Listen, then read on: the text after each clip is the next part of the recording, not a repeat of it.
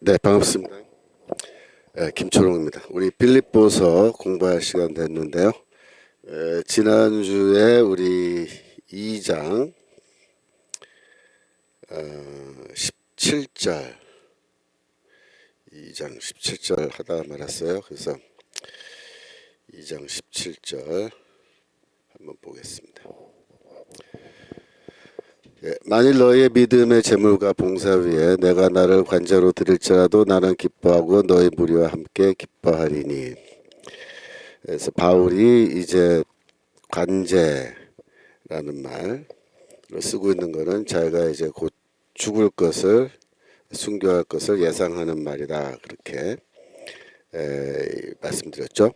여러분 노트 46페이지입니다. 노트 46페이지.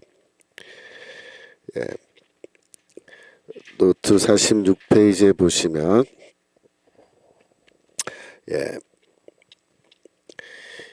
너희 믿음의 재물과 봉사 위에라고 할 때 그 봉사라는 말이 단순한 봉사 활동 그런 게 아니고, 여기서는 헬라어로는 레이투르기아라는 단어인데, 이 단어는 성전에서 제사장이나 레위인들이 성전 직무를 하는 그걸 말한 거예요. 그거를 봉사라고 번역한 거예요. 그러니까 민수기 8장 22절 보시면,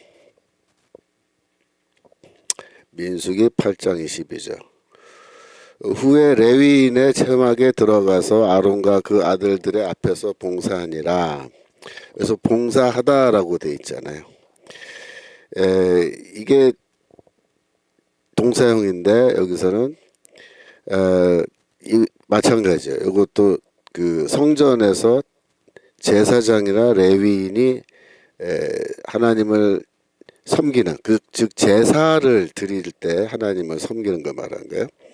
그걸 번역할 때 봉사한다 이렇게 하는 거예요. 민수기 16장 9절 이스라엘의 하나님이 이스라엘 회중에서 너희를 구별하여 자기에게 가까이 하게 하사 여호와의 성막에서, 여기도 봉사하게 하시며 그랬죠. 봉사하게 하시며. 즉 여기에서도 봉사하다라는 말은 제가 노트에 거기 밑줄 치고 해놨는데, 헬라어로는 레이투르게오라는 동사가 있고 레이투르기아라는 명사가 있는데, 이 동사와 명사가 함께 사용됐어요. 그래서 레이투르기아를 레이투르게오하다, 그러니까 성전에서의 직무를 실행하다, 뭐 봉사하다, 그런 뜻입니다. 그러니까 이런 단어들은 뭐 그 밑에 레위기 18장 4절도 나오고, 또 그 역대하 31장 2절 그러시면, 역대하, 지금 많은 분들이 지금 출석하고 계시는데 반갑습니다. 아이고, 수장 캉님은 뉴욕에서 지구 반대편에 계시네. 자, 역대하 31장 2절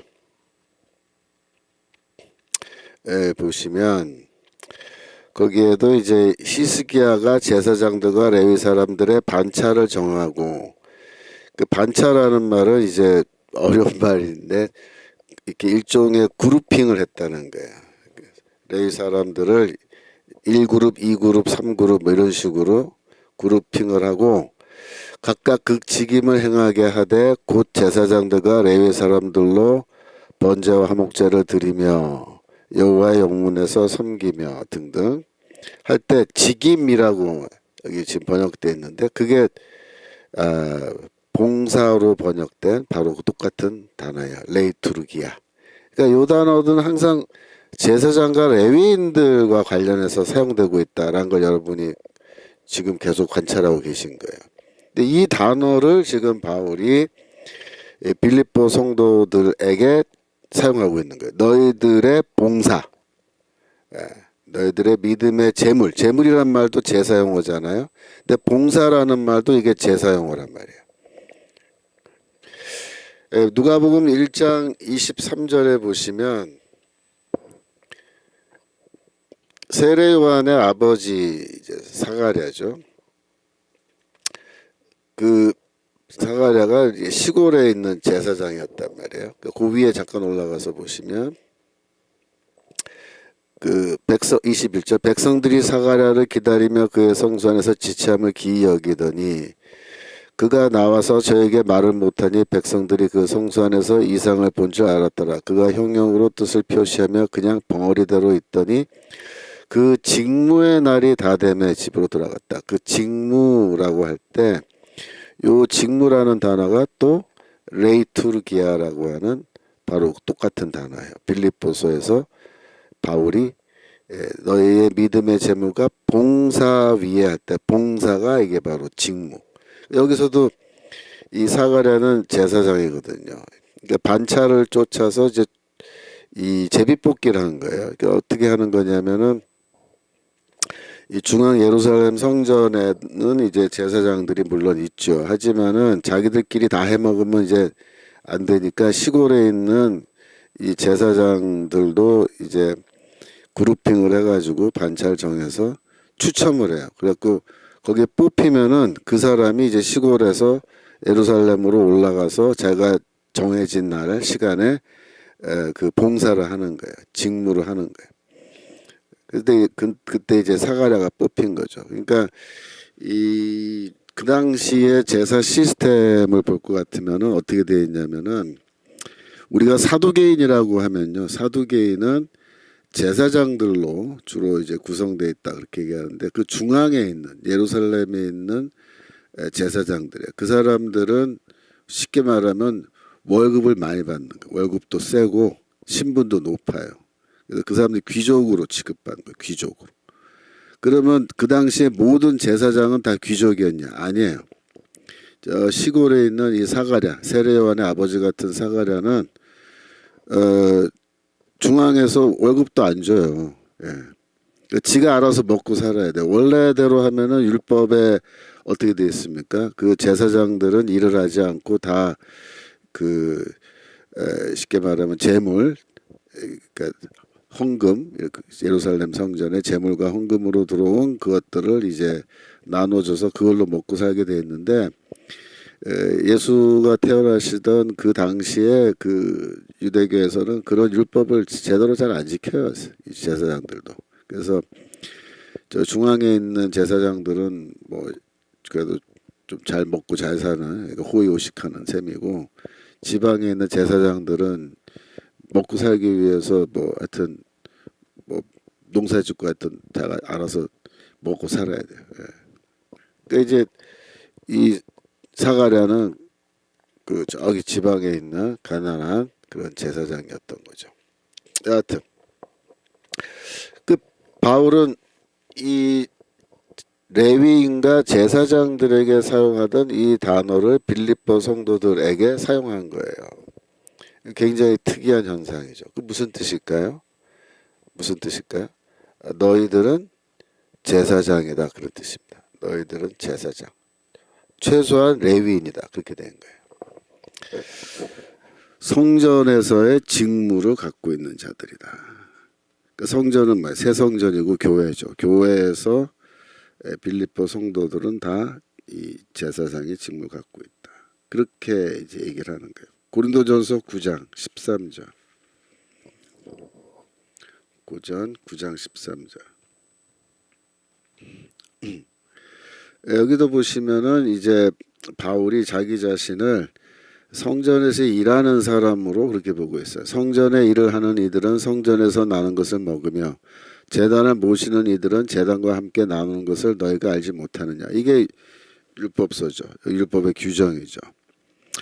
이와 같이 주께서도 복음 전하는 자들이 복음으로 말미암아 살리라 명하셨느니라 라고 해서 바울은 거기 위에 13절 위에 하나 조금 올라가 보세요. 다른 이들도 너희에게 이런 권을 가졌거든 하물며 우리일까 보냐. 그러나 우리가 이 권을 쓰지 아니하고 범사에 참는 것은 그리스도의 복음에 아무 장애가 없게 하려 함이로라 라고 해서 우리는 누구냐면 바울과 바나바 같은 사람이에요. 바울과 바나바 뭐 네? 신라 뭐 이런 사람이죠. 그 바울의 동역자들인데 우리들도 이런 권리를 갖고 있다. 무슨 권리야? 성전에서 일하는 사람은 성전에서 나는 것으로 먹고 살게끔 율법에 되어 있는데 우리도 그 권리를 갖고 있다 그런 말이야. 예, 우리도 권리 갖고 있다. 예. 즉 바울은 제사장으로서 혹은 레위인으로서의 권한을 우리도 갖고 있다 그렇게 말한 겁니다. 그거는 여러분 잘 생각해 보세요. 바울이 제사장 계급이에요? 아니죠. 레위인이에요? 아니죠. 그러니까 레위 지파 소속이 아니라고요. 바울은 베냐민 지파예요. 베냐민 지파. 베냐민 지파에서는 제사장도 나올 수 없고 원래 레위인도 아니죠. 레위 지파가 아니니까 당연히. 그런데 바울이 우리는 그 권한을 갖고 있다. 우리도 성전에서 나는 것을 먹고 그걸로 생계 유지할 권한이 있다 이렇게 주장하는 거예요. 그 말은 뭐냐면 나 제사장이다 그 얘기거든요. 근데 원래대로 하면 율법에 베냐민 지파 사람은 제사장이 될래야 될 수 없지만 바울은 뭘 말한 거야? 아 이게 이제 옛언약의 시대는 끝났고 새언약의 시대가 시작됐고 새언약의 시대의 성전은 저 예루살렘 성전이 아니고 교회가 성전이다. 교회가 성전. 그리고 나는 그 성전에서 나는 제사장의 역할을 감당하고 있다. 이렇게 말한 거예요. 로마서 15장 16절.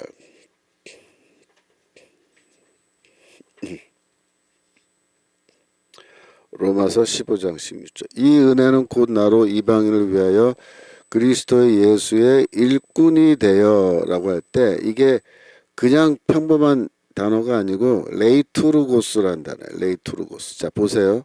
레이투르기아 봉사죠. 봉사 직무. 레이투르고스는 뭐겠어요? 그 일을 하는 사람이야. 그러니까 레이투르고스는 최소한 제사장 내지는 레위인들을 레이투르고스라고 말하는 거예요. 나는 그리스도 예수의 레이투르고스가 되었다 이렇게 말해요. 제사장 혹은 레위인이 되었다는 뜻이에요. 그러면 제사장 쪽일까요? 레위인일까요? 바울은 스스로를 제사장으로 생각할까요? 아니면 레위인으로 생각할까요? 그 다음 말을 보시면 복음의 제사장 직분을 하게 하사라고 이렇게 됐죠. 그래서 여기서 사용된 동사가 히에루르게오라는 동사예요. 히에루르게오. 히에로스가 거룩하다라는 뜻이어서 거룩한 일을 하는 거예요. 그래서 이거는 제사장의 직분을 하다라고 직무를 하다라고 번역했는데 이 번역이 맞는 번역이에요. 히에루르게오라는 동사는 제사장으로서 일하는 거예요. 특별히 여기에 제물이란 말이 들었죠. 제물을 드리다. 그러니까 이 레위인이 제물을 드리지는 않거든요. 레위인이.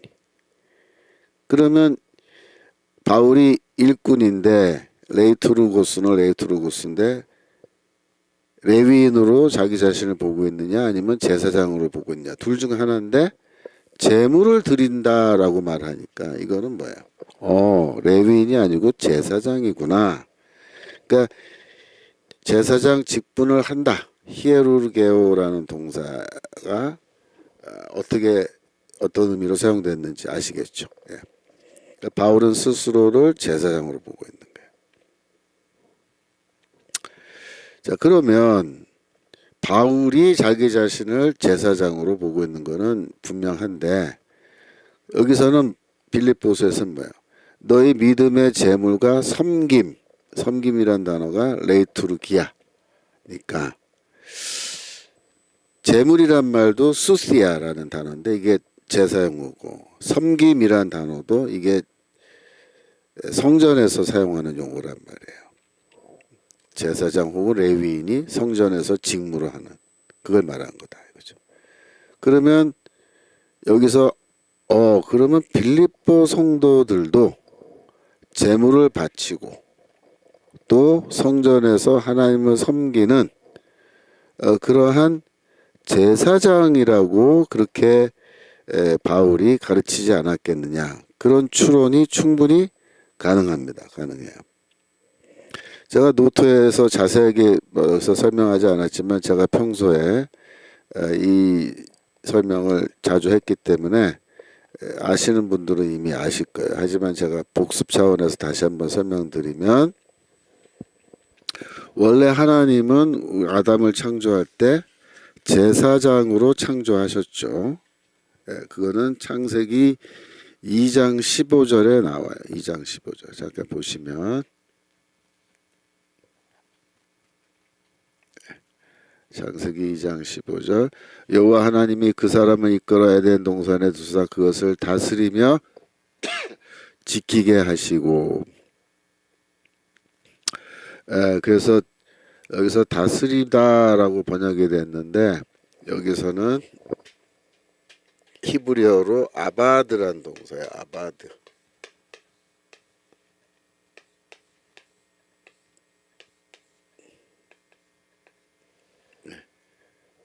안 보이나? 아바드. 아바드란 동사인데, 이 동사는 경작하다란 뜻도 있고 섬기다란 뜻도 있어요. 섬기다. 여기서는 섬기다 쪽으로, 유대교 랍비들은 섬기다로 해석하는 거예요. 지금 현재 그 개역성경에는 경작하고라고 해서 경작하고. 근데 아담이 에덴 동산에서 경작을 했겠느냐라는 생각을 한번 해보세요. 아담이 에덴 동산에서 먹고 살기 위해서 땅 팠어요? 경작했어요? 사실은 아니라고요. 하나님이 이제 범죄한 아담을 심판하실 때, 너 이제부터 나가서 에덴 동산에서 나가서 너는 땅 파고 먹고 살아야 된다. 땀 흘려야 된다. 그렇게 할 때 노동은 뭐야? 일종의 형벌이에요. 형벌. 원래 아담이 에덴 동산에서 땅 파서 경작해서 밥 벌어 먹고 사고 그런 건 아니죠. 그렇기 때문에 유대교 랍비들은 이때 아바드란 이 동사는 경작하다가 아니라 섬기다로 보는 거예요. 그래서 섬기는 건 뭐예요? 제사장으로 섬기는 거예요. 제사장. 그래서 하나님은 아담을 어떻게 했어요? 그 제사장으로 만드신 거예요. 제사장으로. 띵장님 교수님도 감기를 걸리셨나 봐요. 병원 꼭 가시고 약도 꼭 드셔서 건강 챙기셨으면 합니다. 감사합니다. 제가 감기가 든 건 아니고 감기기가 지금 조금 있어요. 목소리가 좀 잠겼죠. 그래서 지난주에 그 목금토 홍콩에서 그 아시아 신학교 그 연합회라 그럴까요? ATA라고 하는 그 기관에서 그 세미나를 했어요. 그래서 제가 중국 신학교 돕는 데가 있어서 거기 좀 참가해달라고 부탁받아서 거기 갔다 왔는데, 홍콩 가니까 날씨가 덥고 호텔 들어가니까 에어컨을 세게 틀어가지고 에어컨 틈방에서 하루 종일 아침 9시부터 5시, 6시까지 세미나를 했어요. 거기 에어컨 바람을 많이 받고 오니까 조금 몸이 안 좋은 것 같아요. 제가 이발해서 젊어 보이시고 멋지시네요 그랬는데 감사합니다. 제가 이발을 그래서 했어요. 머리가 너무 빨리 자라가지고 이제 금방 또 머지않아 덥수룩해져요. 자, 다시. 그래서 이제 아담을 원래 하나님이 제사장으로 세우셨고, 에덴 동산은 성전이다 그렇게 말씀드렸죠. 왜? 하나님이 계시는 곳이에요. 하나님이 계시는 성전이다. 그런데 이제 그 아담의 범죄로 인하여 아담은 그의 왕으로서의 지위와 제사장으로서의 지위를 동시에 다 잃어버리게 된 거죠. 잃어버리게 된 거예요. 그래서 쫓겨난 거예요. 그리고 이 그냥 처참한 상태에서 살아가고 있는 거예요. 그 인간이 이렇게 살아가는 거죠. 그런데 하나님의 구원은 뭐예요? 다시 아담이 왕의 지위와 제사장의 지위를 회복하는 거죠. 그래서 그 왕의 지위와 제사장의 지위를 회복하기 위해서 보내주신 분이 메시아예요. 메시아. 자, 그걸 우리가 설명하면 아담은 왕이면서 제사장. 그런데 이 지위를 잃어버렸기 때문에 새로운 아담, 새 아담을 보내주시는데, 새 아담이 누구예요? 메시아예요. 메시아. 그래서 이 새 아담은 첫 번째 아담처럼 왕이면서 또 제사장이에요. 예수는 왕이시면서 제사장이시죠. 이걸 제일 잘 보여주는 구절이 뭐냐? 시편 110편 1절과 4절이에요. 110편 1절과 4절. 110편 1절 보겠습니다. 여호와께서 내 주에게 말씀하시기를 내가 내 원수로 내 발등상 되게 하기까지 너는 내 우편에 앉으라 하셨도다라고 해서, 하나님께서 이 새로운 메시아 구원자를 우편에, 보좌 우편에 함께 앉게 하셔서 이 세상 만물을 다스리게 하셨어요. 다스리게. 그런데 그 왕이 2절 보세요. 2절. 2절 보시면 여호와께서 시온에서부터 주의 권능의 호를 내어 보내시리니 주는 원수 중에서 어떻게 해요? 다스리소서. 이래, 다스리소서. 그 다음에 4절로 내려가세요.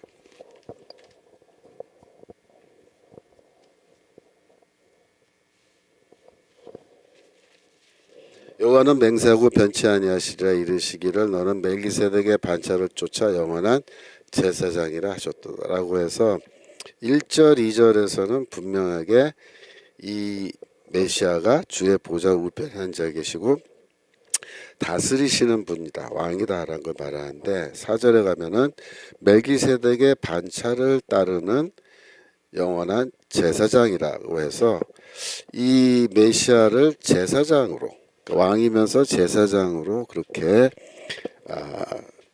이야기하고 있어요. 그래서 이제 이런 모든 것들을 우리가 놓고 볼 때는 그리스도는 왕이면서 제사장이신데, 왜냐? 새로운 아담이고, 원래 아담이 그랬던 것처럼 왕의 지위와 제사장의 지위를 갖고 계시는데, 이분이 오셔서 어떻게 하냐면 우리도 왕의 지위와 제사장의 지위를 어떻게 한다? 회복하게 하신다. 지위 회복. 그렇게 돼 있어요. 그래서 여러분들이 이거를 제일 쉽게 볼 수 있는 구절은 어디 있냐면은 고린도전서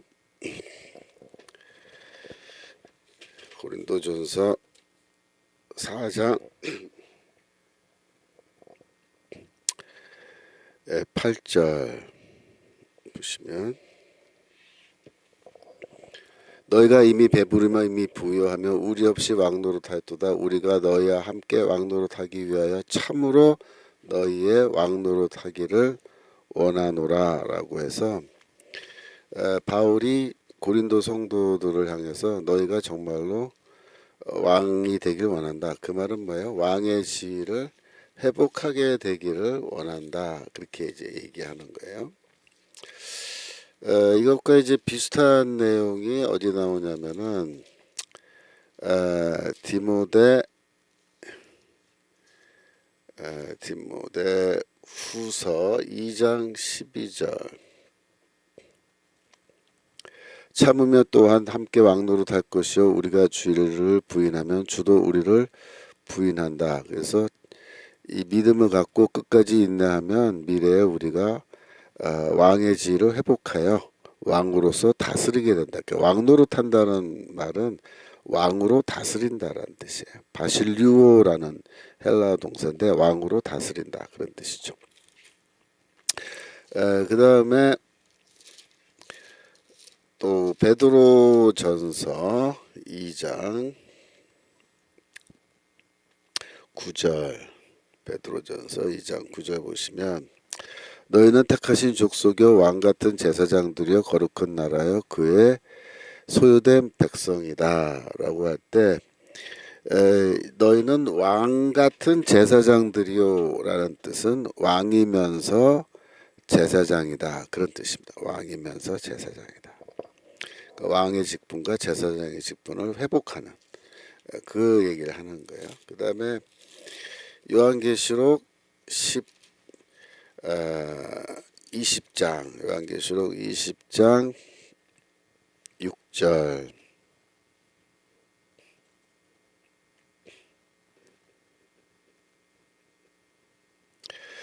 이 첫째 부활에 참여하는 자들은 복이 있고 거룩하도다. 둘째 사망이 그들을 다스리는 권세가 없고 도리어 그들이 하나님과 그리스도의 제사장이 되어 그죠? 제사장의 직분을 회복하는 거예요. 1000년 동안 그리스도와 더불어 왕 노릇한다. 왕으로서 다스린다. 그래서 이 미래 즉 새 예루살렘에 들어갈 때 우리는 뭐예요? 왕의 직분과 제사장의 직분을 회복한다. 그렇게 돼 있습니다. 우리가 그래서 이 바울이 빌립보 성도들을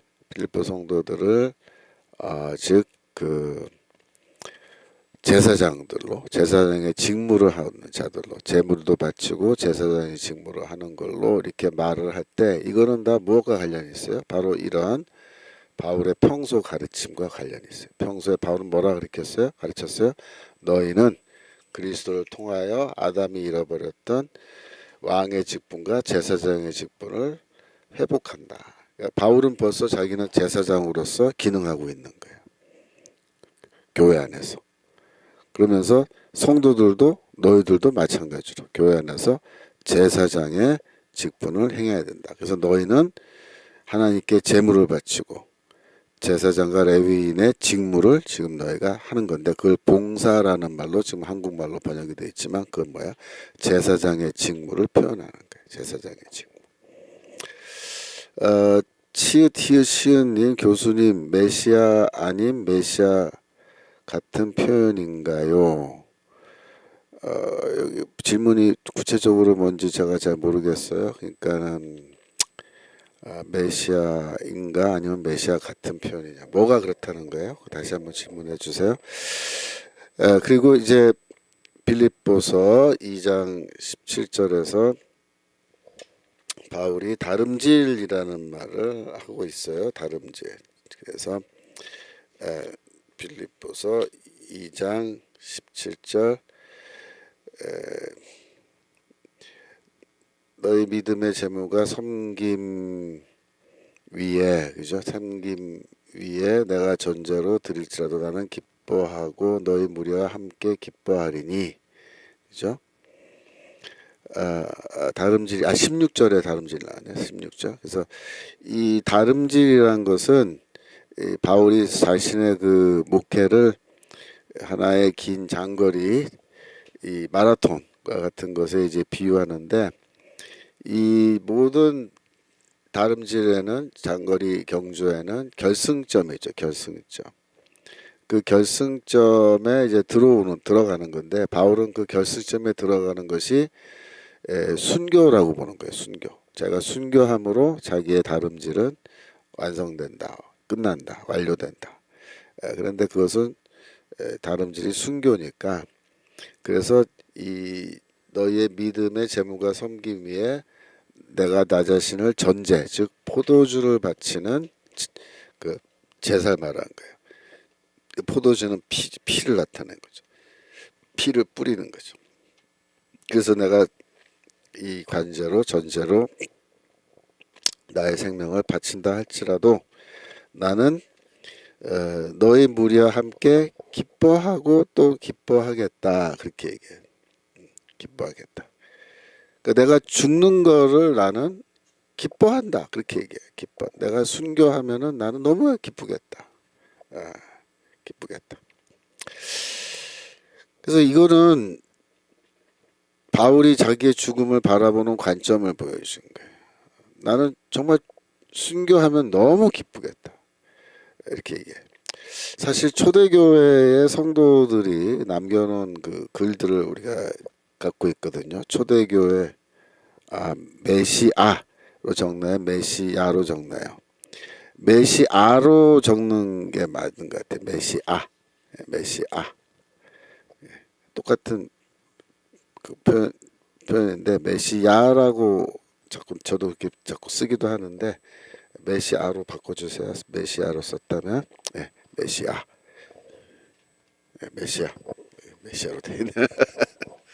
자, 그 초대교회 그 성도들의 글을 볼 것 같으면은 특별히 그 순교자들에 관한 글들이 있어요. 그래서 그 누구누구의 순교라는 그런 글들이 있는데 거기 보면은 순교를 초대교회 성도들이 어떻게 생각했냐면 이거는 영예다. 이렇게 영예.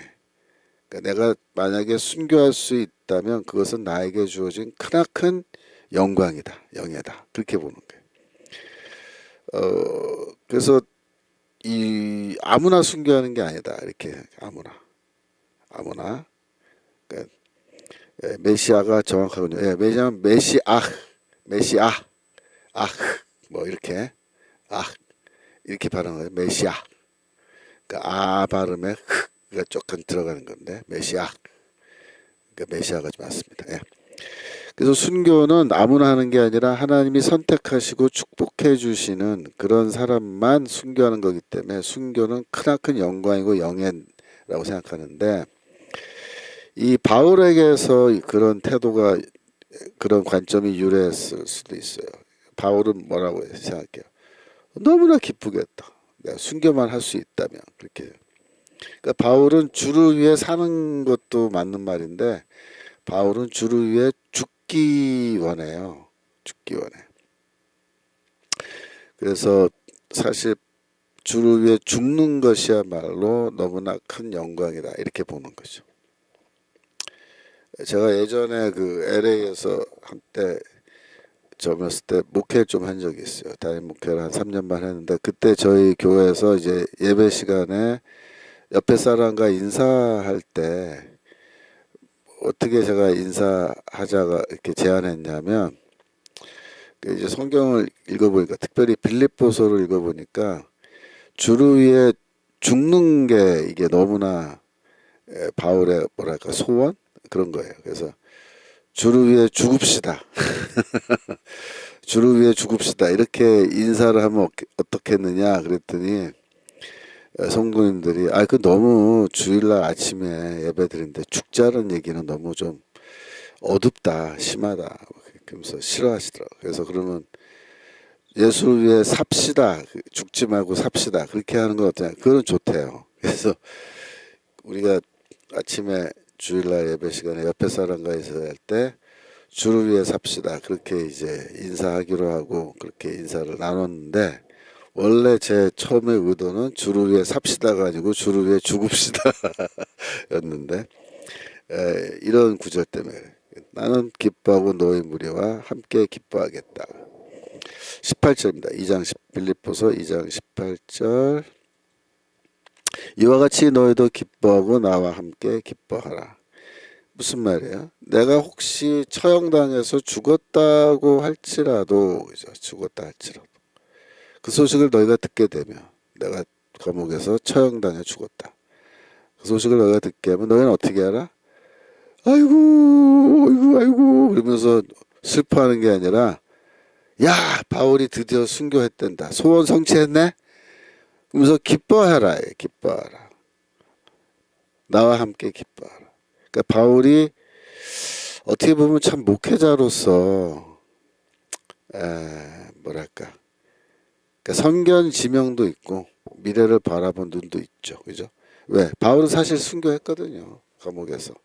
그러니까 순교했다라는 소식이 이제 온 교회에, 그죠? 뭐 고린도 교회, 뭐 안디옥 교회, 에베소 교회 등등 여러 교회에 바울의 순교 소식이 이제 알려지겠죠. 바울이 죽었단다.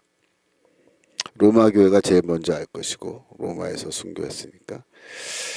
그러면 어떻게 반응할까요? 교회들이 전부 다 검정색 옷을 입고 막 검정 리본을 막 달고 머리에 그러면서 곡을 하고 막 애곡을 하고 막 추모 예배를 드리고 막 그렇게 되겠죠, 그죠? 그러니까 바울은 그걸 원하지 않는 거예요. 슬픔의 소식, 나의 죽음이 그들에게 충격과 슬픔의 소식이 아니라 기쁨의 소식이 되어야 된다. 복음이죠. 기쁨의 소식, 즉 복음, 기쁜 소식이 되어야 된다. 할렐루야! 바울이 드디어 죽었답니다. 순교했답니다. 그러면서 celebrate죠. 축하한다. 그러니까 celebrate, 기뻐하는 거죠. 기뻐하는. 그래서 기뻐하길 원해요. 그러니까 물론 이제 빌립보서 4장 4절, 빌립보서 4장 4절에 가면은 바울이 이런 말을 하죠. 주 안에서 항상 기뻐하라. 내가 다시 말하노니 기뻐하라. 그래서 빌립보서 전체의 내용을 한마디로 요약하면 뭐라 그랬어요? 기뻐하라라는 말로 요약한다 그랬죠. 기뻐하라. 기쁘게 살아라.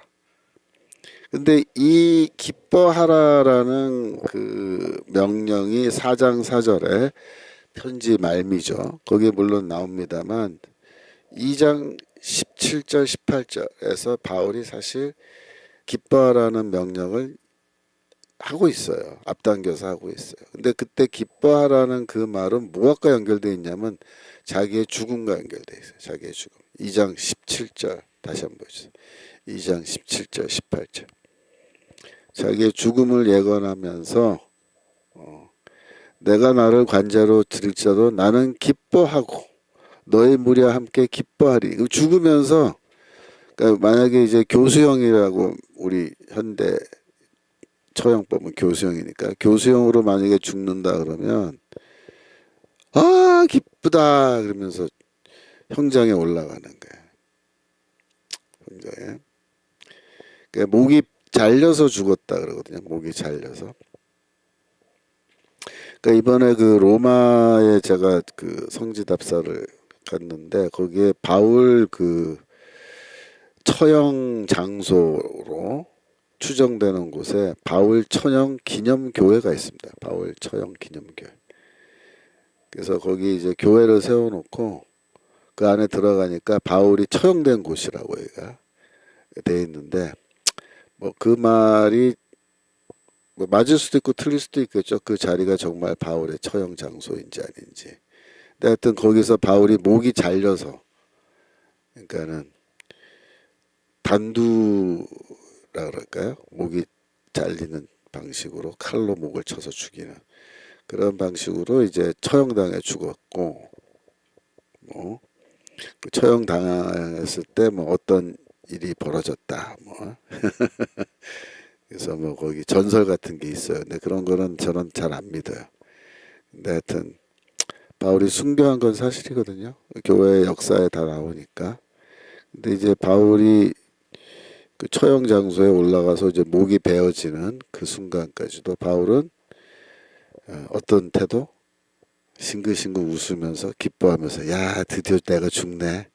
드디어 내가 이제 순교하는 순간이 왔네. 아이고 감사해라. 하나님 감사합니다. 제가 순교를 하다니요. 제 목숨을 주를 위해서 복음을 위해서 이렇게 내놓을 수 있다는 게 저 너무 기쁩니다. 그러면서 죽은 거예요. 그래서 2장 18절에 다시 한번 보여주세요. 2장 18절 너희도 이와 같이 너희도 기뻐하고 나 함께 기뻐하라. 바울이 죽었다라는 순교했다라는 소식이 들릴 때 성도들이 슬퍼하는 게 아니라 기뻐하기를 원하는 거예요. 기뻐하기를. 참 놀라운 태도 아니겠습니까? 이게 세상을 바라보고 삶과 죽음을 바라보는 관점이 틀린 거예요. 관점이 틀려요.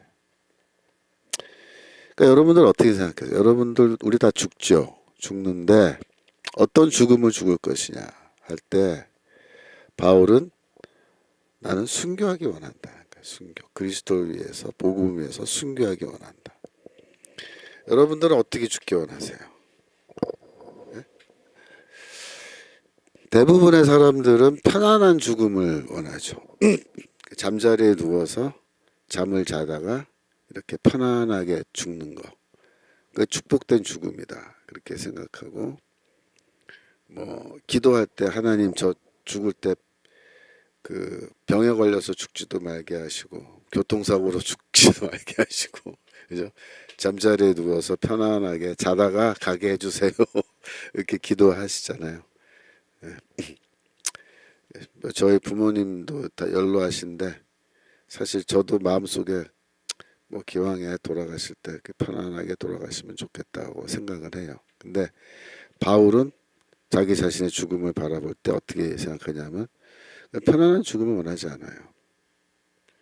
어떻게 보면 아주 불편한 죽음이죠. 불편한 죽음. 순교. 목이 잘려서 죽는 거예요. 예. 비참한 죽음이죠. 근데 바울은 그거를 원해요. 예. 지금까지 제가 설명드렸잖아요. 예? 그리스도를 담는데 무엇까지 담기 원한다 그랬어요. 그리스도의 죽음, 죽음, 죽음까지도 나는 담기 원한다. 그렇게 지금 얘기하는 거거든요. 그러니까 이 바울이 순교하는 거는 어떤 면에서 보면은 참 처음부터 그가 기도하고 원했던 거예요. 죽는데 그리스도를 죽기까지 내가 담는 그런 어떤 신앙의 경지에 내가 도달하기 원한다. 그죠? 그래서 말 그대로 이제 그렇게 원한 거예요. 저는 그 지금이 100세 시대잖아요. 100세 시대. 무슨 말이냐면은 여러분들 평균 수명이 다 길어졌어요. 지금 계속 길어져요. 평균 수명.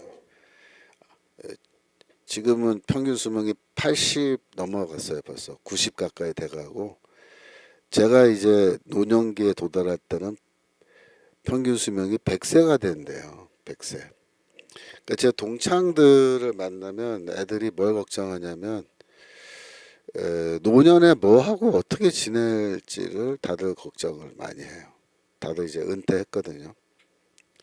그러니까 애들 다 시집장가 보내고 나면 그 다음에 부부가 이제 둘이서 사는데 뭐 하고 그 긴 세월을 보낼까 그걸 걱정들을 해요. 여러분 어떻게 생각하세요? 그러니까 지금 각 교회에서 노인대학 만들어 가지고 지금 노인대학 하느라고 정신들 없어요. 제가 잘 아는 장로님 저랑 같이 테니스 치는 이제 저 광장교회라고 학교 앞에 있는 그 교회 장로님 시무장로에 지금 계신데 지금 노인대학 그 학장이에요. 그 교회 노인대학 학장. 그래서 목요일만 되면 거기서 노인대학 가서 하면서 뭐 오늘은 뭐 했다 뭐 했다 이렇게 카톡방에 올려요. 제가 그걸 보면서 제가 오래전부터 이제 생각하는 건데 뭐냐면 60세 돼서 은퇴하시면 다들 뭐 할 거예요? 뭐 하면서 살면 좋겠어요? 남은 30년, 40년을. 예? 그거 한번 고민하시 보셔야 돼요. 왜냐하면 인생이 점점 길어지고 있는데 남은 반생을 뭘 하면 살까? 그러니까 남은 인생은 주를 위해 살면 좋지 않겠어요? 주를 위해서. 여러분들이 60세, 55세 은퇴하시는데 55세, 60세 동안에는 나를 위해서 살았다면 남은 인생은 주를 위해서 사는 것이 필요하지 않겠나. 한번 생각해 보세요. 주를 위해. 어떻게 하면 내가 주를 위해서 살 것인가. 전 그래서 에, 그 저는 원래 선교사로 오래전 젊었을 때부터 내가 중국 선교사 되면 좋겠다 그런 생각한 적이 있거든요. 근데 지금까지 저도 중국 선교하면서 뭐 중국에 가서도 강의하고 한국에서도 지금 계속 강의하거든요. 중국 신학교. 그러니까 중국 현지인들 사역자들 위해서 중국어로 통역 세워서 강의하는데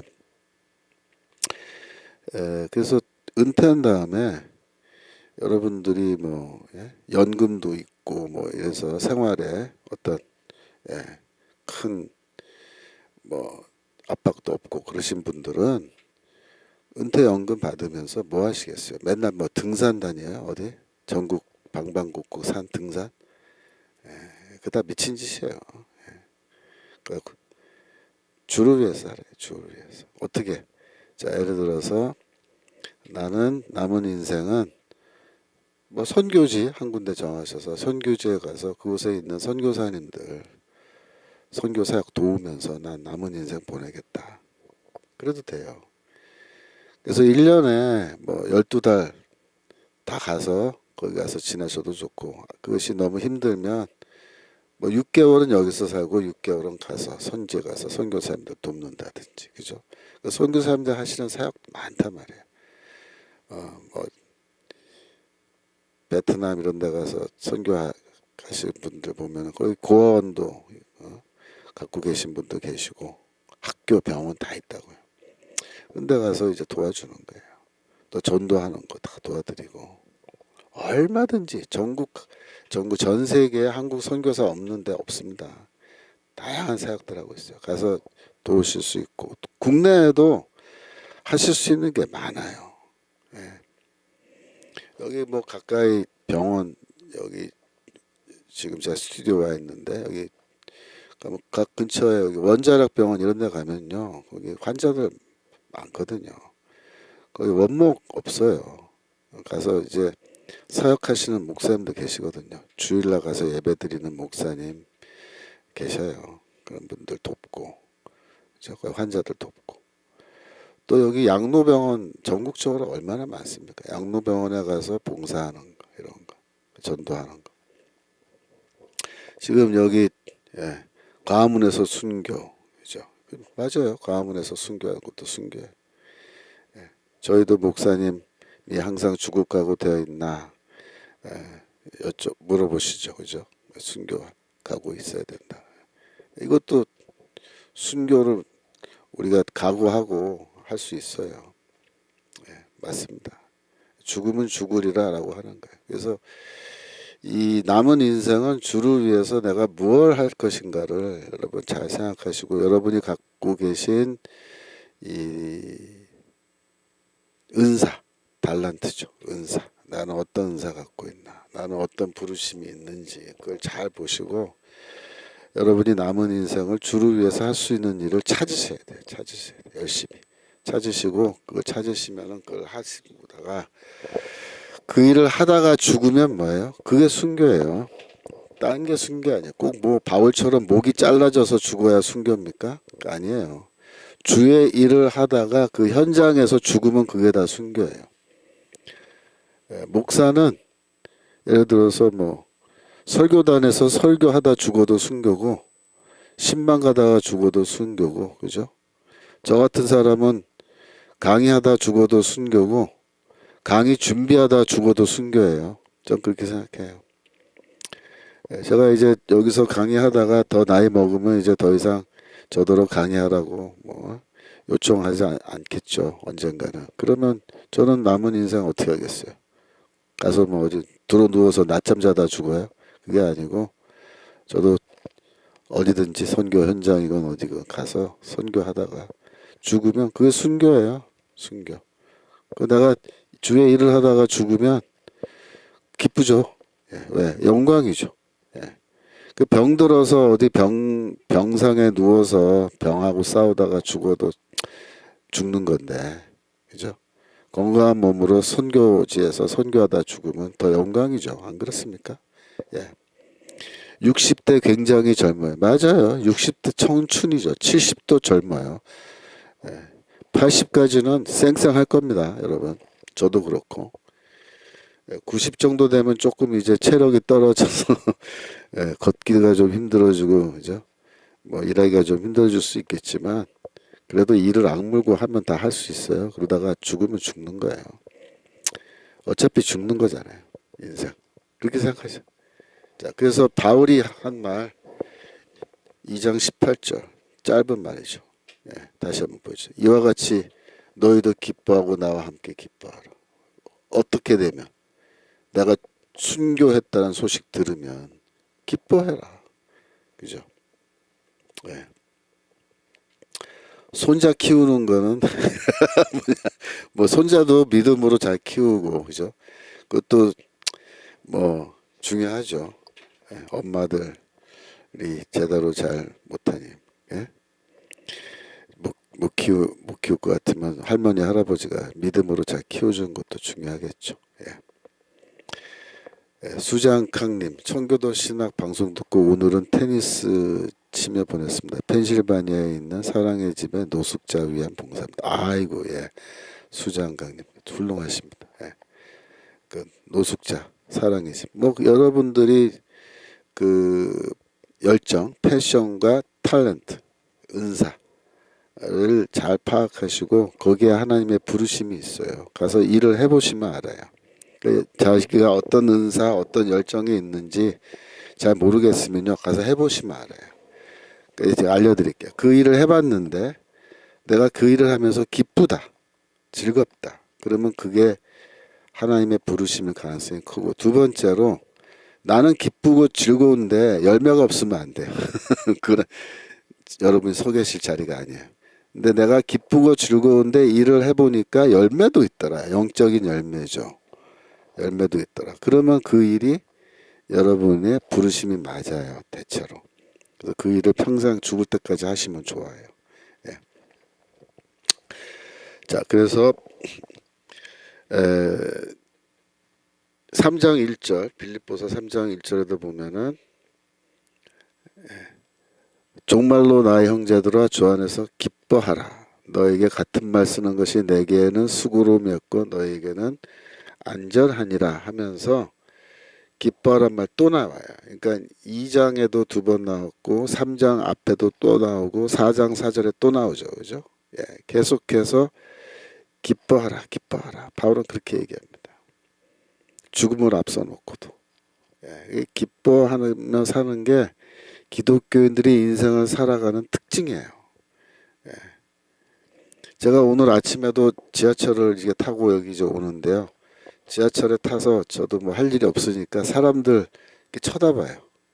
저쪽에서 사람들이 앉아 있고 걸어 다니고 막 얼굴 다 보이는데 보면요 공통점이 있어요. 뭐냐면 다 표정들이 안 좋아요. 제가 오늘 저희 집사람한테 옆에 앉아 있는 집사람한테 뭐라냐면 야 이렇게 표정들이 다 썩었냐. 근데 이제 간혹 얼굴 표정이 좋은 사람이 있어요. 싱글싱글 웃는 표정으로 이렇게 아침부터 좋은 표정으로 다니신 분이 있는데 아마도 그런 분이 예수 믿는 분 아닐까 저는 그렇게 생각합니다. 아침에 표정 완전히 찌그러져 가지고 이렇게 막 진짜 뭐랄까 막 우울증에 가득 찬 그런 표정 그런 표정 보면은 저 사람 예수 안 믿는 사람 같다. 기뻐하지 않아요. 그래서 여러분들 기뻐하면서 살아야 됩니다. 제가 4장 4절 할 때 기뻐하면서 사는 거에 대해서 좀 말씀 자세히 드릴게요. 이면숙님 순교를 위해 감원 애국하고 청교도 신학배 북한으로 순교하러 가기 위해 준비시킨 줄 믿습니다. 아멘. 아멘. 북한 선교. 근데 이제 북한은 아직 문이 안 열렸기 때문에 우리가 지금 당장 갈 수는 없지만 만약에 정말 하나님의 축복으로 북한 선교의 문이 열린다고 할 것 같으면 우리 다 가서 거기서 일하다가 순교해야 돼요. 순교해야 됩니다. 여러분들이 뭐 어떤 기술, 어떤 직업 갖고 계셨건 그 기술과 직업도 다 가서 살리실 수 있어요. 여러분들이 뭐 예를 들어서 교사로 은퇴하셨다. 그러면요, 북한 저거 무너지면요, 가서 학교 가서 가르칠 게 지금 태산 같아요. 왜? 북한에 학교 있죠. 교사 있지만 그 사람들이 이 저기 북한 무너진 다음에 계속해서 교사로 기능 못 합니다. 그 주체사상 가르치고 김일성 체제 교육하던 사람들, 특히 국어교사, 사회교사, 역사교사, 도덕교사, 심지어 음악교사도 바꿔야 됩니다. 음악이 다 그 사회주의 음악이거든요. 미술도 그래요. 미술조차도. 그래서 이거 다 새로 가르쳐야 돼요. 그러면 누가 가르쳐요? 그 사람들 강단 못 세웁니다. 계속해서. 학교 밖으로 내보내야 돼요. 그리고 새로운 교사들이 가서 가르쳐야 되는데 단기간 내에 북한의 사립 그 저기 그 교사 양성 하는 그런 학교 세워서 단기간에 교사 새로 양성 못해요. 그래서 당분간은 남한에 은퇴하신 분들이 가서 가르쳐야 될 공산이 큽니다. 또 뭐 간호사들 뭐 이런 의료 기술 지식 있는 분들 그런 은퇴하신 분들 다 북한 가서 그 발론티어로 봉사하셔야 되고요. 전기 기술 뭐 공학 이런 거 있죠. 건축 기술 이런 분들 다 마찬가지예요. 가서 북한 재건할 때 이런 건축이라든가 전기라든가 수도, 의료, 위생 그죠? 이런 거 어마어마한 필요가 많습니다. 가서 다 여러분들 얼마든지 자원봉사하실 수 있는데 저는 예수 믿는 분들이 올라가야 된다 그렇게 봅니다. 예수 믿는 분들이 올라가셔서 그런 거 일하시면서 봉사하시면서 전도하고 그죠? 남은 인생 그 일 하다가 북한 주민들 전도하다가 우리가 죽으면 그게 순교예요. 그게 순교. 예. 자, 19절 넘어가겠습니다. 2장 19절. 내가 2장 19절. 내가 디모데를 속히 너에게 보내기를 주 안에서 바라면 너의 세정을 알므로 안위를 받으려 함이니. 그러니까 바울은 디모데를 이제 빌립보로 급히 보내기를 원해요. 왜냐하면은 디모데가 거기 가서 디모데를 통해서 이제 빌립보 성도들의 상황에 대해서 좀 이야기를 듣기 원해요. 어떤 상황인지. 그래서 위로받기 원한다. 이렇게 얘기해요.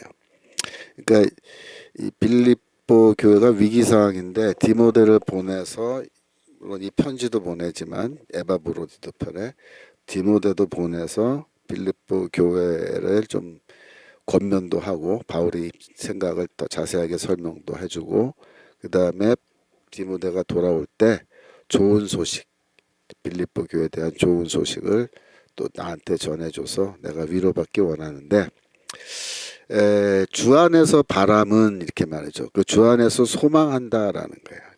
근데 모든 이 계획을 바울이 세우고 디모데를 보내고 이렇게 하지만 주 안에서 소망한다는 건 뭐예요? 이게 주께서 이루어 주시길 바란다. 이게 내 소망인데 내 계획이지만 인간의 계획을 이루어 주시는 분은 주님이시다. 주가 원하지 않으시면 그렇게 되지 않길 바란다. 디모데 보내는 것조차도 그렇게 얘기되어 있어요. 왜? 사역자가 움직이는 건요. 이건 사적으로 인간의 생각으로 이렇게 움직이지 않습니다. 절대로. 예. 하나님의 계획 안에서 움직여야 돼요. 사역자들은. 그래서 저는 목사 전도사들이 교회를 옮기는 거는요. 사적으로 이렇게 사적인 생각으로 옮기면 안 돼요. 절대로. 내가 이 교회에 와 있는 것도 하나님 뜻이고 이 교회 섬겨야 되고 내가 다른 교회로 내가 몸을 움직일 때 그건 정말 기도 많이 하고 하나님의 뜻이 맞는지 그거를 여쭤보면서 움직이는 거지. 뭐 친구가 오라 그래서 가고 예? 내가 여기 있기 싫다 그래서 떠나서 다른 데로 가고 그렇게 하면 안 되는 거죠. 사역자들은 그렇게 절대 움직이지 않아요. 그렇게 하면 안 돼요. 그래서 주 안에서 소망한다. 이게 굉장히 중요한 원칙입니다. 주 안에서 계획하고 소망하는 거. 20절. 이는 뜻을 같이하여 너희 사정을 진실히 생각할 자가 이밖에 내게 없습니다. 디모데 외에 너희 사정을 진심으로 염려할 수 있는 사람은 없다. 이렇게 말합니다. 내 주변에. 오직 디모데다. 디모데.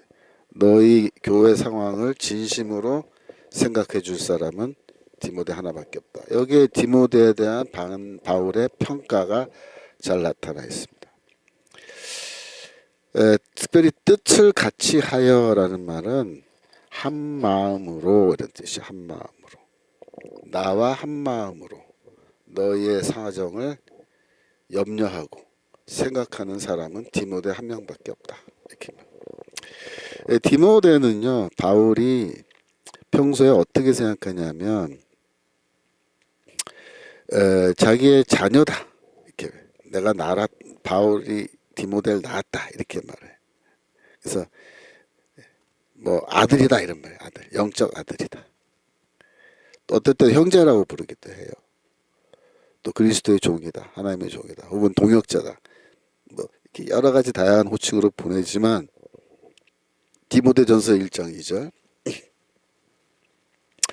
디모데전서 1팀전 1장 2절. 여기 보면 바울이 디모데를 뭐라 부르느냐 이렇게 불러요. 예. 1장 2절. 믿음 안에서 참 아들 된 디모데에게 편지하노니 이렇게 되죠. 참 아들, 진짜 아들이에요. 진짜 아들.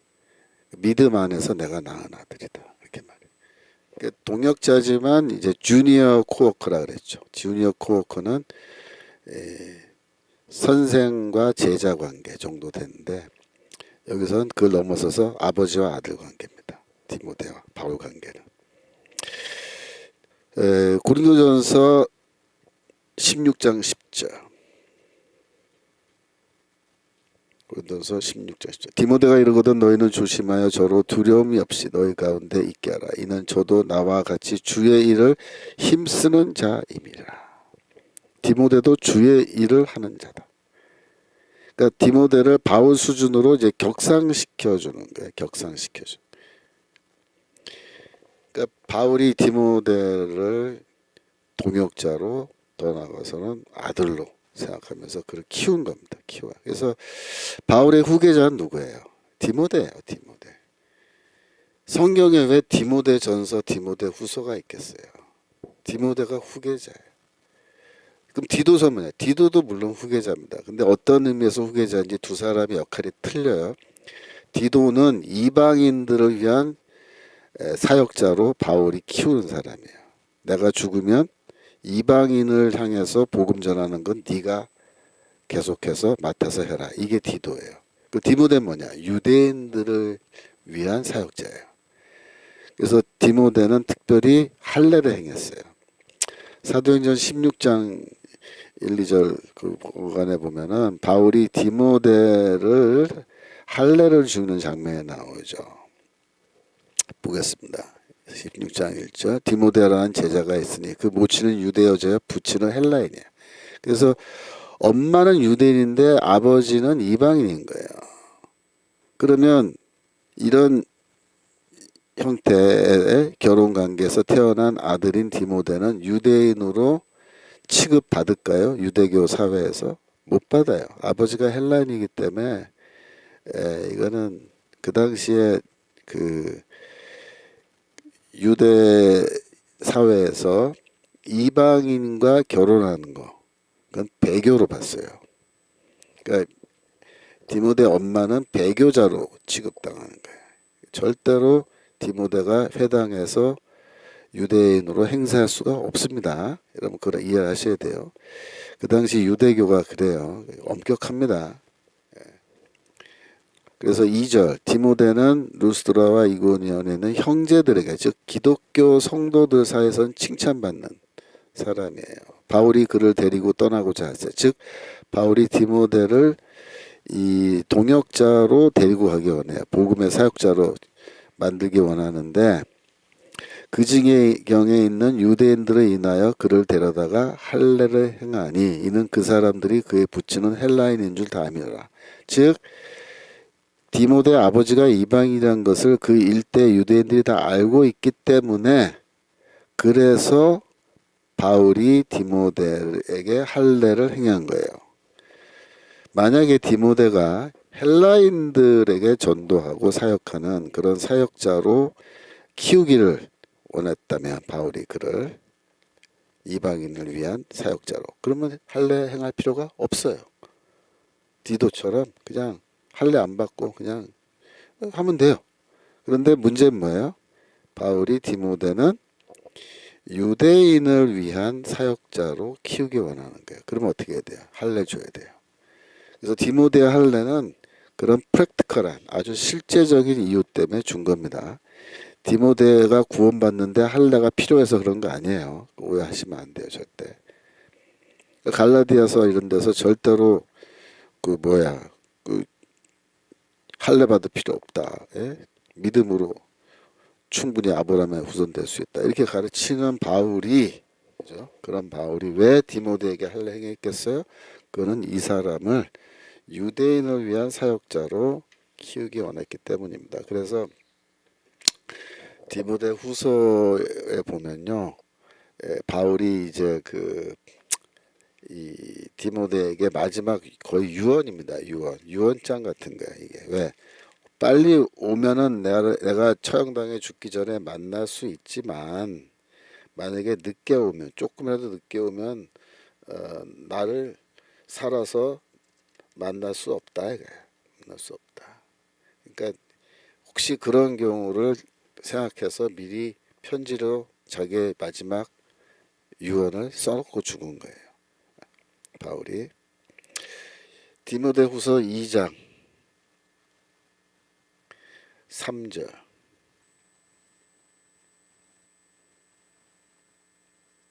뭐라 그래요? 네가 그리스도의 예수의 좋은 군사로 나와 함께 고난을 받을지니. 너 고난 받아야 된다. 이렇게 얘기해요. 1장 8절.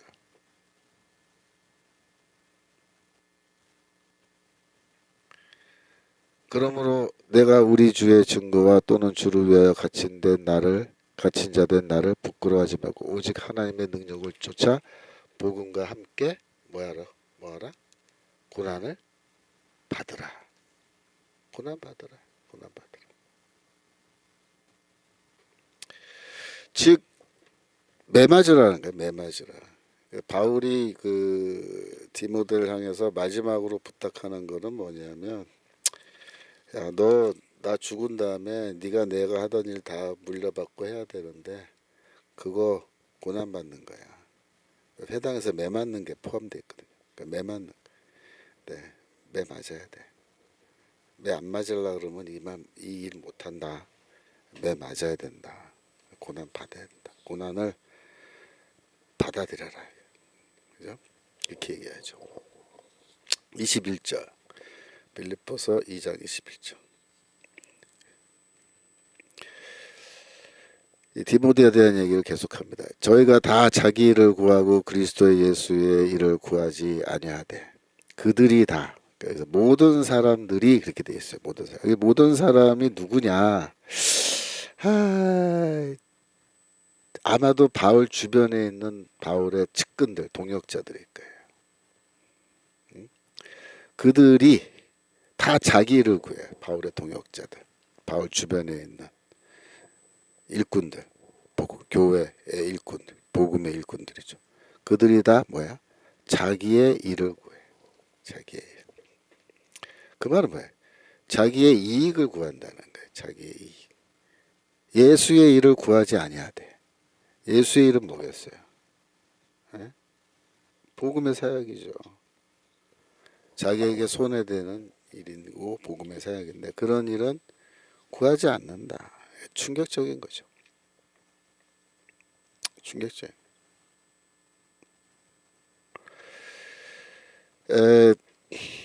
로마 교회 성도들은 어떨까요? 1장 14절. 빌립보서 1장 14절.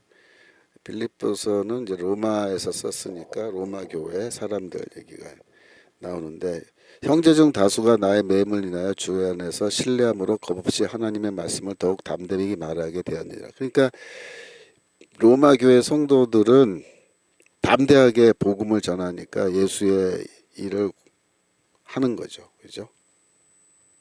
근데 동역자들은 그렇지 않더라는 거예요. 오히려 동역자들. 바울이 감옥에 갇혀 있는데 디모데를 제외하고는 다 자기 일 구하고 자기 이익 구하고 예수의 이름 구하지 않는다.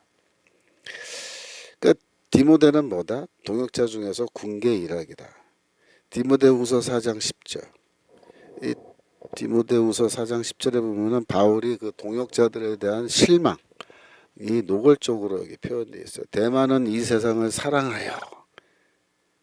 대만은 바울의 동역자였던 거죠. 나를 버리고 데살로니가로 갔고. 그러니까 대마 같은 사람은 자기의 일을 구하는 거예요. 이 세상을 사랑하는 거, 자기의 이익을 구하는 거죠. 예수의 일을 구하지 않고, 그죠? 데살로니가로 갔고. 그레스게는 갈라디아로 갔고, 디도는 달마디로 갔고.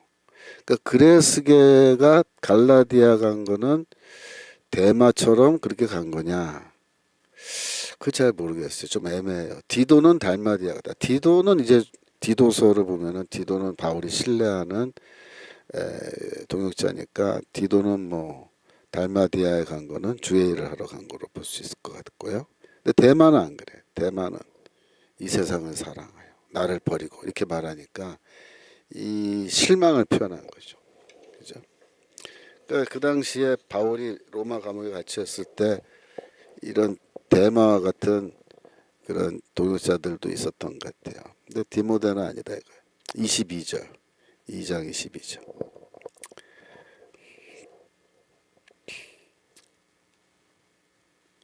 디모데의 연단을 너희가 안 하니 자식이 아비에게 함같이 나와 함께 복음을 위하여 수고하였느니라. 연단이라는 말이 도키메라는 말인데, 도키메라는 말은 테스트란 뜻이에요. 디모데의 테스트. 도키마조라는 동사의 명사형인데 도키마조는 시험하다. 시험하다는 뭐냐면 여러 번 테스트하여 그 가치를 증명하다 그런 말입니다. 그러니까 도키메는 테스트를 통과한 사람이라는 그런 의미가 있어요. 디모데의 도키메를 너희가 안다. 디모데는 그동안에 많은 테스트, 시험을 거치면서 고난을 통해 이미 증명된 사람이다. 그런 뜻입니다. 그러니까 디모데가 그 2차 선교 여행 출발할 때 루스드라에서 합류해서 계속 바울을 따라다녔고 그 사이에 바울만큼 뭐 고난을 당하지는 않았겠지만 디모데도 꽤 고난을 당했겠죠. 그 고난을 통해서 디모데의 어떤 사역자로서의 면모 이런 건 이미 증명이 됐다 그런 말입니다. 연단을 너희가 안다. 디모데와 바울의 관계는 아까 아버지 아들 관계였죠. 자식이 아버지 한같이 나와 함께 복음을 위하여 수고했다. 그러니까 이제 앞뒤가 맞는 말이죠. 복음으로 바울이 디모데를 낳았고 그 아들이고 참아들이고 그리고 디모데는 바울을 대할 때 아버지를 대하듯이 그죠? 영적인 아버지겠죠. 영적인 아버지를 대하듯이 그렇게 바울을 대했고 나와 함께 복음을 위하여 수고했다. 수고하다라는 동사가 여기서 둘류어 동사예요. 노예로 섬기다. 그러니까 복음의 종이 되어 노예가 되어 종으로서 섬겼다. 복음을 위하여 노예가 되어 섬겼다. 그야말로 종이다. 복음의 종. 둘로스. 예? 그러니까 이제 디모데에 대한 칭찬을 하면서 왜 칭찬해요? 디모데를 이제 보낼라 그러니까. 그래서 23절 그러므로 내가 내일이 어떻게 23절 성경 내가 내일이 어떻게 되는 것을 보아서 곧 이 사람을 보내기를 바라고 이 사람이 디모데죠. 그러니까 재판의 진행 과정을 내가 보다가 디모데를 보내려고 하는데 그러니까 이제 이 디모데는 이 빌립보서를 들고 가는 사람은 아니야. 빌립보서를 들고 가는 사람은 이제 그 에바브로티도가 들고 가는 거고 디모데는 상황을 봐서 내가 나중에 보내겠다 그러니까 그 다음에 이제 간 거죠. 24절 나도 속히 가기를 주 안에서 확신하노라. 나도 빨리, 그죠? 빨리 너희들에게로. 즉 이것은 풀려나는 거죠. 석방되어서 무죄 판결받고 석방되어서 나도 너에게로 갈 수 있게 될 것을 확신한다. 근데 여기서 이제 그러면 이제 바울은 결국 처형당해 죽는데 무엇을 근거로 자신이 석방되어서 빌립보에 갈 수 있다라고 확신했을까? 그 근거가 뭘까? 어, 그 사도행전 28장 18절 보시면 바울이 로마에 도착했을 때 이런 말을 해요. 처음 도착했을 때 로마인은 나를 신문하여 죽일 제목이 없으므로 석방하려 하였으나, 그러니까 총독은 나를 무죄로 보고 석방하려고 했으나 유대인들이 반대하기로 내가 마지못하여 가이사에게 상소하며, 이렇게 말합니다. 유대인들이 나의 석방을 끝까지 반대하므로 내가 할 수 없이 가이사에게 상소하였고 내 민족을 고발하는 것은 아니다, 이렇게 말합니다. 그러니까 지금 그 가이사랴 빌립보에서 바울이 3년 동안 옥에 갇혀 있으면서 여러 총독들을 이제 거치면서 재판을 받는데 총독들의 반응은 아이고 뭐 이런 케이스를 가지고 뭐 이렇게 했냐, 그냥 뭐 석방해도 되겠다, 이렇게 했다는 거예요. 석방해도 되겠다. 그랬더니 유대인들이 반대해서 할 수 없이 왔는데 이제 황제도 그러면 총독들과 똑같이 나를 석방하지 않겠는가? 그러니까 바울이 여기서 좀 낙관적으로 생각한 거예요. 그러니까 첫 번째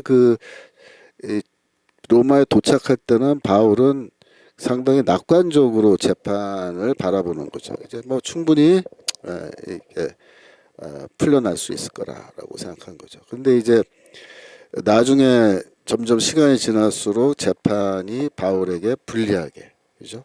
됐고 결국은 이제 처형당해 죽는 건데, 그런 과정에 이제 로마의 황제가 이제 네로 황제로 바뀐 거죠. 네로 황제로 바뀌면서 네로는 이제 기독교를 핍박한, 교회를 핍박한 그런 황제로 기록이 되어 있죠. 특별히 네로는 재임 기간 중에 이 세금을 올렸어요. 세금을. 그래갖고 이제 그 세금 문제 때문에 백성들과 충돌을 좀 많이 했고, 그래서 로마서에서 이제 세금 문제가 13장에 나오죠. 그래서 바울도 세금 문제를 얘기하는데 그 정도로 이제 좀 문제가 있었고, 두 번째로 이제 로마의 큰 화재가 이제 시내에 화재가 발생해서 많은 집들이 불타고 며칠 동안 화재가 진압이 안 돼서 로마의 뭐 3분의 1, 4분의 1 정도가 이제 화재 피해를 입는 굉장히 큰 화재죠. 그래서 그 문제 때문에 황제가 책임을 이제 져야 되는데 네로는 기독교인들이 방화했다, 방화범이다, 기독교인들이 불을 질렀다, 그렇게 얘기를 해서 책임을 기독교인에게 떠넘기죠. 그래서 그걸 희생양으로 스케이프고스트로 만들면서 자기는 책임 회피를 하는데 그 대목에서 이제 교회 박해가 시작되고 그때 이제 뭐 베드로도 처형당해 죽고 이제 아마도 바울이 그때 처형당해 죽지 않았겠냐, 우리가 그렇게 보는 건데 그래서 재판이 상당히 그 당시에 이제 불리하게 돌아가게 된 거죠. 여하튼 그래서 아직까지는 이제 그때 그 대목까지는 가지 않은 거예요. 그러니까 빌립보서는 재판이 아직 말미로 가지 않았고 디모데 후서는 재판 거의 끝나가는 무렵, 그 사형당해 죽기 직전에 쓴 편지니까 그 대목에서는 이제 비관적으로 보는데, 아직까지는 이제 빌립보서에서는 석방될 가능성, 처형당해 죽을 가능성을 50대 50 정도로 바울이 보고 있는 겁니다. 25절 빌립보서 2장 25절 이제 에바브로디도 얘기가 나오기 시작해요. 그래서 그러나 에바브로디도를 너에게 보내는 것이 필요한 줄로 생각하노니 그는 나의 형제여 함께 수고하고 함께 군사된 자여 너희 사자로 나의 쓸 것을 돕는 자라. 그래서 에바브로디도라는 이름은 이제 아프로디테라고 하는 헬라 여신이 있거든요. 그 이름의 여신과 그 여신의 이름과 에바브로디도라는 이름이 좀 연관이 있어요. 그러니까 이제 에바브로디도는 원래 우상 숭배하던 집안에 태어나서 자라난 이방인이라는 걸 우리가 알 수 있는 거고요. 골로새서 1장 7절 뭐 빌레몬서 23절 등등의 에바브라라는 사람이 나와요. 골로새 1장 7절 보시면 이와 같이 우리와 함께 종된 사랑하는 에바브라에게 너희가 배웠나니, 그래서 에바브라가 나오는데 그 아마 에바브로디도와 동일한 인물이냐, 왜냐하면 이제 이름이 축약형이거든요. 풀네임과 축약된 이름, 에바브라는 에바브로디도의 축약이 아닌가. 그러면 동일 인물일 거다라고 이제 볼 수도 있죠. 아마도 그럴 것 같아요. 바울 주변에 똑같은 이름을 가진 사람이 2명 있었을 것 같지 않고 에바브로디도가 곧 에바브라였을 것 같아요. 그래서 에바브로디도를 지금 바울이 이제 칭찬하는데, 나의 형제고 함께 수고하고 함께 군사된 자다, 뭐 이렇게까지 얘기하죠. 그리고 너희 사자로 나의 쓸 것을 돕는 자다라고 말하는데, 이 쓸 것을 돕는 자라는 말은 이 빌립보 교회가 바울이 이제 감옥에 갇혔으니까 바울을 도와주기 위해서 보낸 사람이 바로 에바브로디도라는 거죠. 그래서 빌립보서 4장 18절에 이런 말이 나오죠. 빌립보서 4장 18절. 예. 내게는 모든 것이 있고 또 풍부한지라 에바브로 편에 너희의 준 것을 받음으로 내가 풍족하니. 그러니까 에바브로디도를 보내면서 그의 편에 빌립보 성도들이 그 헌금을 같이 보내준 거죠. 그러니까 바울이 감옥에 갇혀 있으니까 이제 밥도 먹어야 되고 하니까 밥도 사서 넣어줘야 되고 하거든요. 그러니까 돈이 필요하단 말이에요. 여기서 50페이지 노트에 제가 거기에 해놨는데, 그는 함께 수고하고라고 할 때 동역자로 번역하는 게 옳다라고 했죠.